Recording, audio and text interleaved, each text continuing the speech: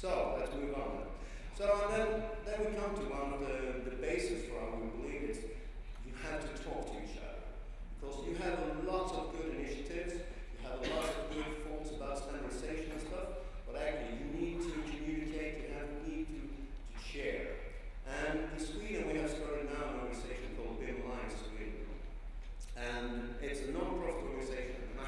And I used to read my revenue of 160 members. That's a lot. What do you think? What I made is 160 organizations and companies from Sweden. So it is quite. And the thing that is really fascinating is that we have from all the different areas in the building sector. So we have property manager, owners, developers, architects, consultants, contractors, installs, construction, material companies, and developers, and software vendors.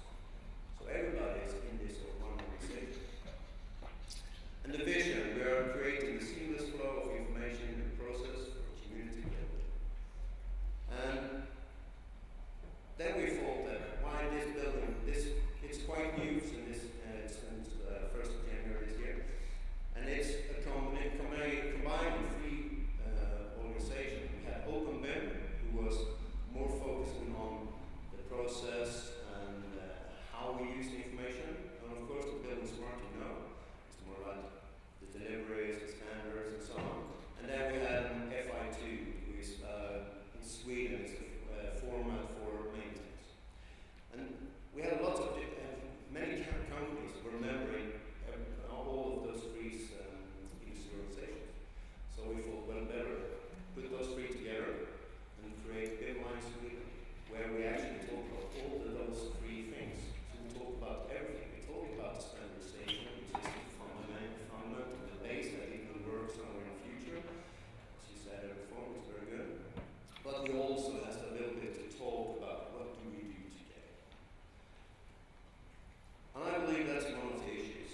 We are here today, and I think my French colleagues said very good. We have to deliver today. We have to deliver projects today. We can't wait. But we have to work towards something. And so we are today, we have the vision, and I believe we are all agreeing to the vision that we should be more productive, it should be a seamless information flow and so on. And we have some kind of long-term goals. And this looks like a nice straight line, doesn't it? Don't get fooled. This is the way of development. This is the way. It's going. The path is it's not straight at all.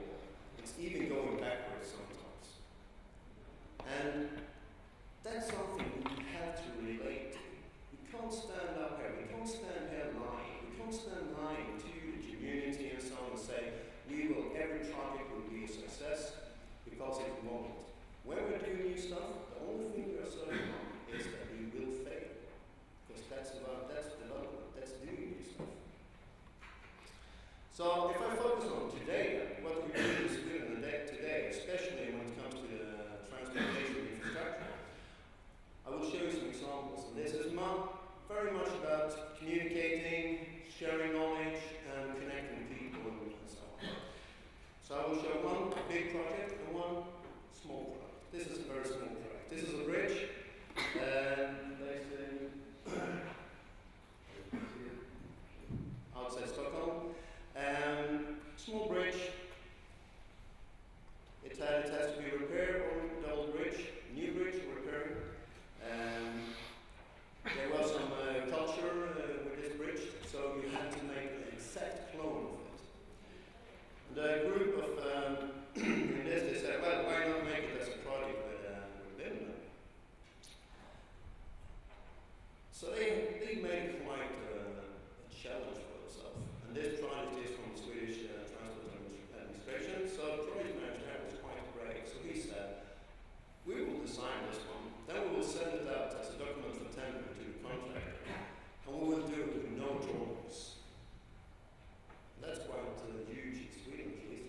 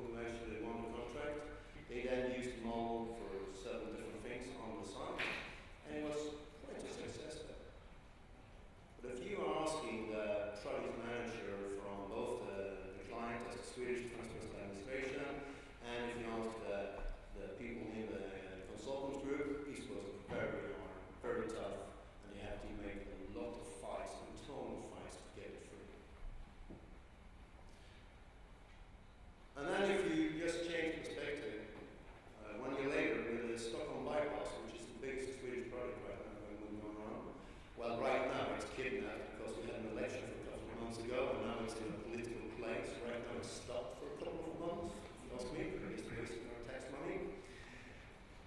Nothing with that, nothing normal. So it's a 21 case, and length of those 21 kilometers is 18 kilometers of tunnel, and it's estimated at 3.1 billion euros. I believe it's in 2009 price levels. And also here, the Swedish transport organization really challenged the industry.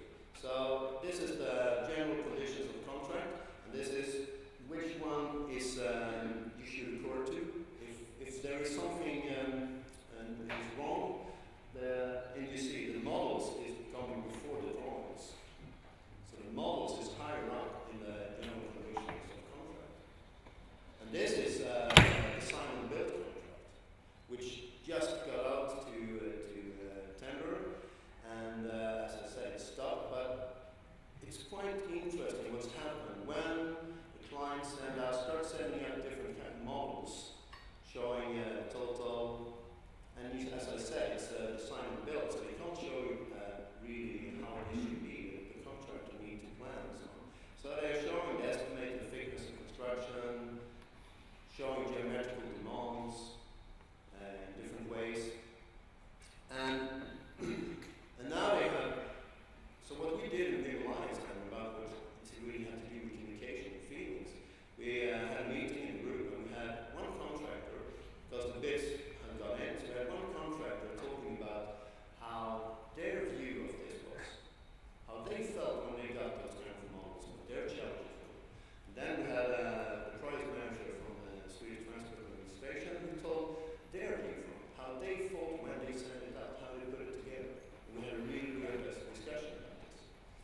And the thing is, I believe, when it's very important for us as human beings, is to feel success. We have to be successful. Don't you like? You like when we're successful, don't you? So when you, then it compares, how do we feel successful? And what we did after that meeting, we had about 40 people in it, and I mean, the feeling is always a little bit like, well, it's good, but it's not close to the vision, we don't use open formats, we don't have them, the standard is not really in place, and so I mean, it's a super duper project, and they have really accomplished a lot. But anyway, we feel like, this wasn't good enough. So what we did, we sent out a questionnaire, and what we did there was also this picture we had in mind. So we said, okay, this is just one type of question, but I just want you to know how we put them, how you can tweak them. So we stuck two questions. Based on current conditions, what do you think of the level of ambition for 3D delivery in an open, flexible format, connected to this bypass? And that's the red ones. And as you see, it's quite negative. It's not that well, and that was the feeling in the room we talked. And then we said, okay, do you think this is a step on the right direction for delivery in an open and flexible format? That's the green ones. And suddenly you see that, yeah, it is. We're on our way towards the vision. And I believe that's very important for us to remember, to collect those where we actually get the medal. And we as an industry have to help each other. So we have to help each other to gain those kind of easy medals. And this is quite an easy way to do it. So I've heard, I'm sorry I couldn't come yesterday, but I've heard that you talked a lot about the government initiatives and so on. I'm very proud to say that from October this year, the Swedish Trafikverket, is the Swedish traffic administration, they have put out 2015, their projects, 75% of their projects should include BIM. And what I also like is that the Swedish Traffic, they don't invent something new. They take the UK definitions. You notice the one in maturity step down there. So they're using that, and I believe that's a good one. It's really a good driver. And that's quite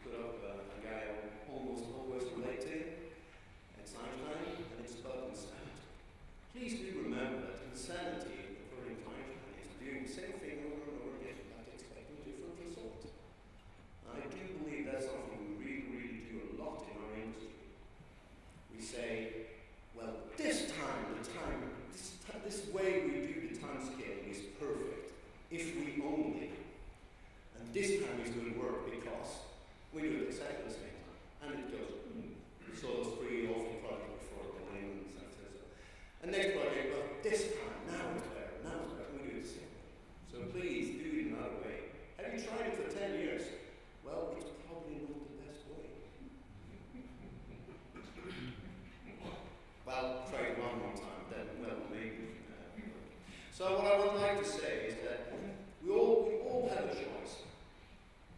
We all have a choice. Every time, every day, every single second. Like you this morning, you woke up, you went down here, you had a choice. Okay, will I engage? Will I try to make something of this day? Or is it only a day of normal work? Your choice. And we also have a choice how to be, do we want to focus on what's not working, or do we want to focus on what's working? Do you want to go negative or positive? And that's quite easy choices, actually. We can make, if we really want to, but there are harder choices. A choice, how should we relate to our fears? How should we relate to our fears? How should we handle our fears when our position is challenged? And I know there's lots of you guys, and I've seen the plan you talk a lot about standardization and all this terrific work. This is we really need to do, and I think it's incredibly important. But if we don't make it to happen in the projects, in the real life, today, it's a waste of time. So I will tell you now, as I'm summing my telling story, that that's really, it's the base of my way of thinking, and it's about the choice, how you relate, how you handle your affairs when you are challenged your position. So this is the context. We love those ones, doesn't we? I was invited to Swedish Transport Administration. It was all the project leaders in the south of Sweden. And there were a couple of hundred people. And they had made this tremendous, 3 years ago. And they had made this, okay, we will have something called speed seminars, not speed dates, speed seminars. So they had a couple of people talking about different subjects. I got the subject, communicating with monks. So I got a room, and what would happen is that I would get 10 to 15 people coming into me, and I had 10 minutes to make some kind of impact on them. So I did like this. When they came into the door, I had put up 0%, 25%, 50%, 75%, 100% on the walls. And this was on the projector. And I said to it, okay, and I said, stop at the door, and I said, well, as you clearly can see, we have a problem here. If you are 25% certain of that you see the problem, you say that 25%. If you're 100% sure you know what the problem is, you stand on 100%. And you see the problem, don't you? I mean, hey, it's a 2D drawing, and it's even in color. So, okay. And this worked quite well until the project manager for the actual project came in and went back, but that's another story. So, okay, but the thing was that the first one, they were 50 seconds, 0 to 25%. Okay, I said, well, now I'm going to do it simple for you. Well, now you say, don't you? Please, don't you? Oh, yeah, sure. Okay, and someone moved a little bit, and then I said, well, now you see the problem, don't you?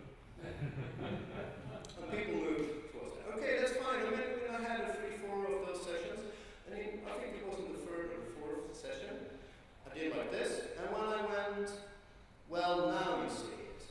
There was one project manager, well around the 50s, and he said a little bit too quick, a little bit too, you know, when you, I don't know the English word, when you talk without thinking, it's like you say what you think. This is really your mindset. And he said, hey, but that's not good. Then anyone can understand what we're doing.